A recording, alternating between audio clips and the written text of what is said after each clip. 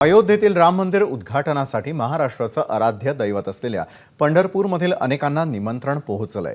वारकरी संप्रदाय आणि संत विभूती या सोहळ्याला उपस्थिती लावणार आहेत। राम मंदिराचा लढा गेले कित्येक वर्ष चालल्यानंतर हे स्वप्न पूर्ण होत असताना या सोहळ्याला वारकरी संप्रदायातील संत तुकाराम, संत नामदेव, संत एकनाथ यांचे वंशज उपस्थित राहणार आहेत। याशिवाय बडवे समाजातील थोर संत प्रल्हाद महाराज बडवे यांचे वंशज, रुक्मिणी मातेचे पुजारी उत्पात, देवाचे सेवाधारी आणि ज्यांच्या घरी 400 वर्षांपासून पांडुरंगांच्या पादुका आहेत त्या हरिदास अशा मान्यवरांना राम मंदिर केंद्रीय समितीकडून हे निमंत्रण प्राप्त झालेलं आहे। महाराष्ट्राच्या इतिहासातील 300 वर्षांपूर्वी झालेल्या छत्रपती शिवाजी महाराजांच्या राज्याभिषेक सोहळ्याला देखील त्यावेळी प्रल्हाद महाराज बडवे यांना निमंत्रण मिळाल्याचा इतिहास आहे।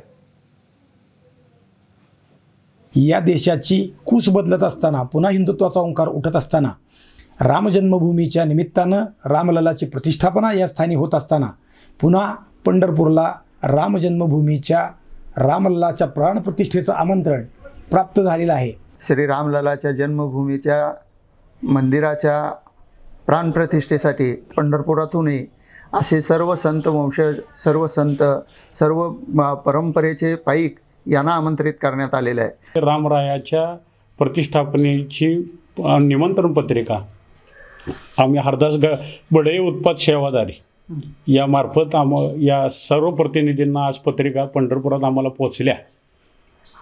बहुत जन्मी बहुत पुण्य कष्टे झाली सेवा, अशी काही आमची आज अवस्था आहे। एबीपी माझा, उघडा डोळे बघा नीट।